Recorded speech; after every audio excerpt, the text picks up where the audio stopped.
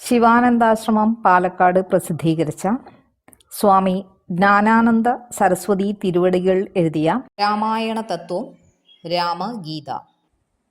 ശ്രീ മഹാദേവ ഉവാച തതോ ജഗന്മംഗളമംഗളാത്മനാ വിധായ രാമായണ കീർത്തിമുത്തമാം ചചാര പൂർവാചരിതം രഘുത്തമോ രാജർഷിവര്യൈരഭിസേവിതം യഥാ സൗമിത്രിണാ പൃഷ്ട ഉദാരബുദ്ധിനാ രാമഃ കഥാ പ്രാഹ പുരാതനീ ശുഭാ രാജ്ഞഃ പ്രമത്തസ്യ നൃഗസ്യ ശാപതോ ദ്വിജസ്യ തിര്യക്ത്വമഥാഹ രാഘവാ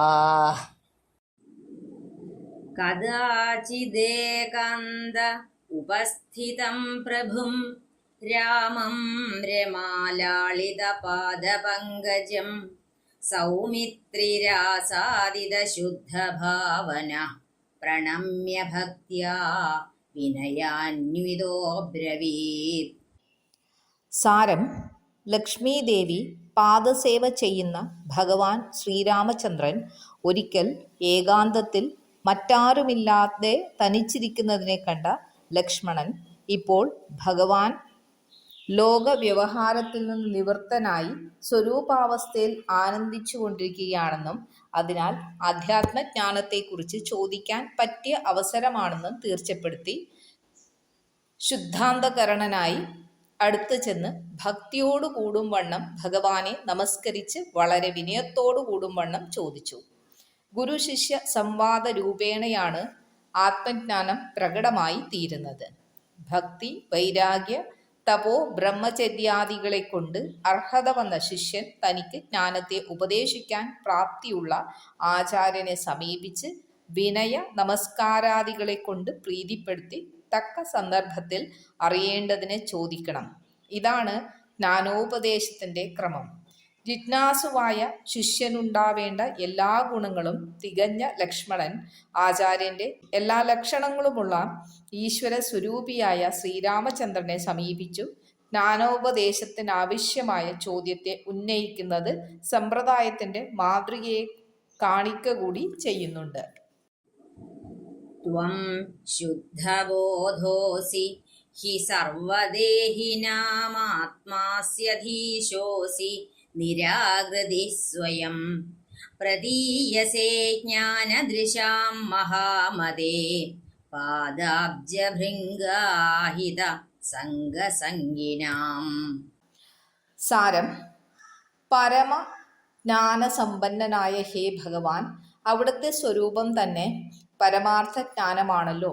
ഒരിക്കലും അജ്ഞാനത്തെ സ്പർശിക്ക പോലും ചെയ്യാതെ എപ്പോഴും കേവലം ജ്ഞാനമയനായി തന്നെയിരിക്കുന്നത് അവിടുന്ന് മാത്രമാണല്ലോ. ശരീരാകൃതിയിൽ അവിടുന്ന് ജീവികൾക്ക് ദൃശ്യനായി തീർന്നിട്ടുള്ള ഈ സമയത്തും സർവ ചരാചരങ്ങളുടെയും അന്തർഭാഗത്ത് ആത്മസ്വരൂപേണ വിളങ്ങിക്കൊണ്ടിരിക്കുന്നു. എന്നാൽ അതേ സമയത്ത് തന്നെ അങ്ങേക്ക് യാതൊരു ശരീരത്തോടും ഒരു പ്രകാശത്തിലുള്ള സംബന്ധമില്ലതാനും. അവിടുത്തെ പാദഭക്തന്മാരുടെ നിത്യ സമ്പർക്കമുള്ള സുകൃതികൾക്കു കൂടി അവിടുന്ന് ജ്ഞാനദൃഷ്ടിയും അവിടുത്തെ ദർശനവും കൊടുക്കുന്നു. ആ സ്ഥിതിക്ക് എപ്പോഴും അവിടുത്തെ പാദസേവ ചെയ്യുന്ന ഭക്തന്മാർക്ക് എന്താണ് കിട്ടാത്തത്? എന്തും തന്നനുഗ്രഹിക്കാവുന്ന കാരുണ്യം ഭഗവാനിലുണ്ടെന്നും അത് അനുഭവിക്കാനുള്ള അർഹത തനിക്കുമുണ്ടെന്നും സൂചിപ്പിച്ചുകൊണ്ട് തനിക്ക് ആവശ്യമുള്ളതിനെ ചോദിക്കാൻ തുടങ്ങുന്നു ലക്ഷ്മണൻ. അഹം പ്രപന്നോസ്മി പദാംബുജം പ്രഭോ ഭവാപവർഗം തവ യോഗി ഭാവിതം യഥാഞ്ജസാ ജ്ഞാനമപാരവാരിധിം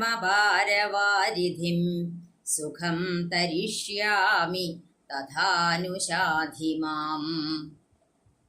സാരം: എല്ലാ ലോകങ്ങൾക്കും പ്രഭുവും സർവജ്ഞനുമായ ഹേ ജഗദീശ, സംസാര നിവൃത്തിക്ക് വേണ്ടി യോഗീശ്വരന്മാർ പോലും അവിടുത്തെ പാദപത്മത്തെയാണല്ലോ ഉപാസിക്കുന്നത്. വിദേഹ കൈവല്യത്തെ പ്രാപിച്ച മഹാത്മാക്കൾ എത്തിച്ചേരുന്നതും അവിടുത്തെ തൃപ്പാദ കമലങ്ങളിലാണല്ലോ. അപ്രകാരമുള്ള അവിടുത്തെ ചരണാകമലങ്ങളെ അടിയൻ സർവാത്മന ശരണം പ്രാപിച്ചു കഴിഞ്ഞു.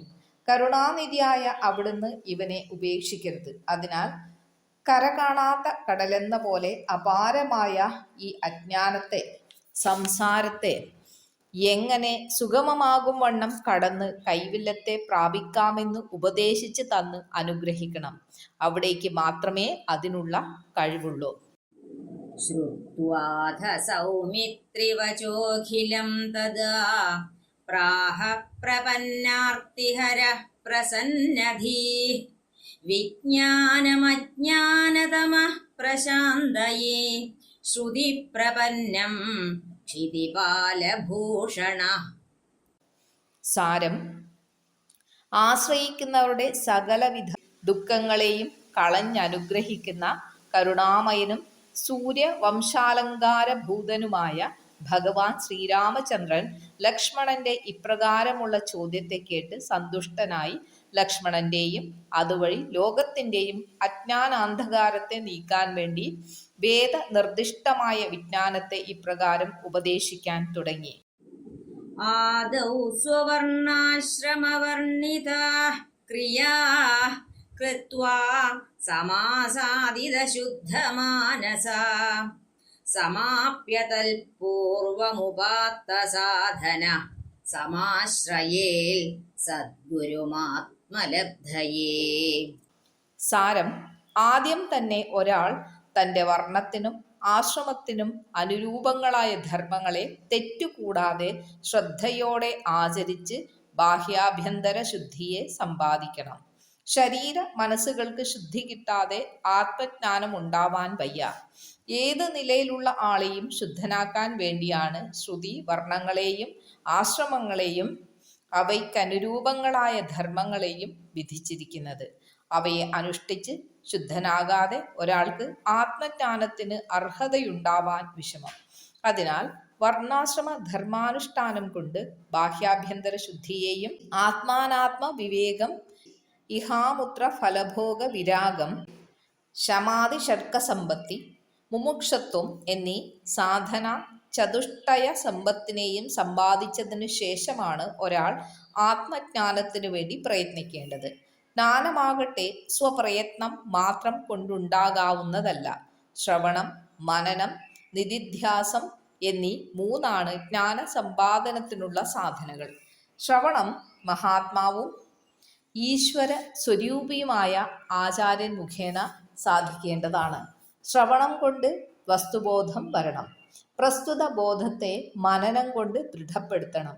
അത് തന്നെത്താൻ ചെയ്യേണ്ടതാണ്.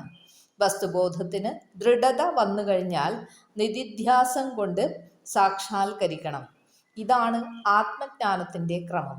അതിനാൽ വേണ്ടത്ര പൂർവ്വ സംസ്കാരങ്ങളെ സമ്പാദിച്ചു കഴിഞ്ഞാൽ പരോക്ഷജ്ഞാന സ്വരൂപങ്ങളായ ശ്രുതിവാക്യങ്ങളുടെ താല്പര്യത്തെ അപരോക്ഷമായി ബോധിപ്പിക്കുന്ന മഹാവാക്യശ്രവണത്തിനായി മഹാത്മാവായ ആചാര്യനെ സമീപിക്കണം.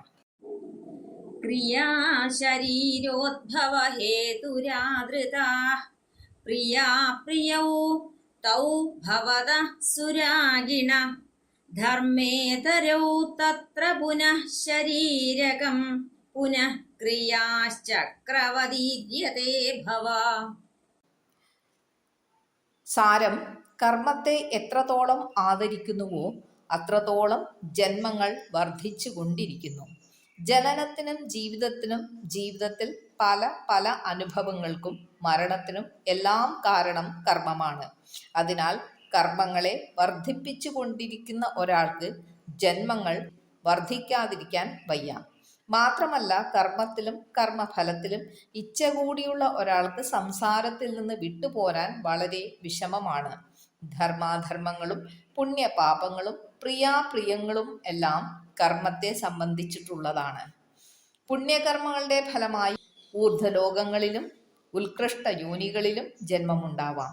പാപകർമ്മങ്ങളുടെ ഫലമായി അധോലോകങ്ങളിലും നീചയോനികളിലും ജന്മമുണ്ടാകാം. ഏതു രൂപത്തിലുള്ള ജന്മമായാലും കർമ്മവാസനകളോടുകൂടിയാണ് ജീവിക്കുന്നതെന്ന കാരണത്താൽ പിന്നെയും കർമ്മങ്ങളെ വളർത്തും. വളർത്തപ്പെട്ട കർമ്മങ്ങളുടെ ഫലമായി പിന്നെയും ജന്മവും വർദ്ധിക്കും.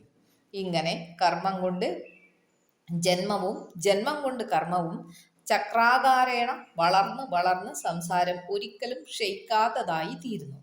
അതിനാൽ മുമുക്ഷുവായ ഒരാൾ കർമ്മങ്ങളിൽ നിന്ന് കേവലം നിവർത്തിക്കുക തന്നെ വേണം. എങ്കിലേ കാലം കൊണ്ടെങ്കിലും സംസാരത്തിന്റെ മറുകരയ്ക്കെത്താൻ കഴിയൂ. അജ്ഞാനമേവാസ്യ ഹി മൂലകാരം തദ്ധാനമേവാത്ര വിധൗ വിധീയതേ വിദ്യൈവ തന്നാശവിധൗ പടീയസി ന കർമ്മതജ്യം സവിരോധമീരിതം. സാരം: സംസാരത്തിന്റെ മൂലകാരണം അജ്ഞാനം തന്നെ. അതിനാൽ സംസാരമുക്തിക്കുള്ള ഏകോപായം അജ്ഞാനനാശനം തന്നെ. അജ്ഞാനമാകട്ടെ ജ്ഞാനം കൊണ്ട് മാത്രമേ നശിക്കൂ, മറ്റൊന്നുകൊണ്ടും നശിക്കാവുന്നതല്ല. മുക്തിക്ക് വേണ്ടി പലരും പല കർമ്മങ്ങളും ചെയ്യാറുണ്ടെങ്കിലും കർമ്മം കൊണ്ട് സംസാരം വളരലല്ലാതെ നശിക്കലില്ല. അജ്ഞാനത്തിൽ നിന്നാണ് കർമ്മം തന്നെ ഉണ്ടായത്.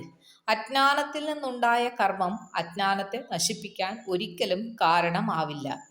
കയറിൽ പാമ്പെന്ന ബോധം അജ്ഞാനം കൊണ്ടുണ്ടായതാണ്. ഒരു കർമ്മം കൊണ്ടും അത് നിവർത്തിക്കില്ല. കയറുന്ന ബോധമുണ്ടാവുമ്പോൾ തന്നെ നിവർത്തിക്കുകയും ചെയ്യും.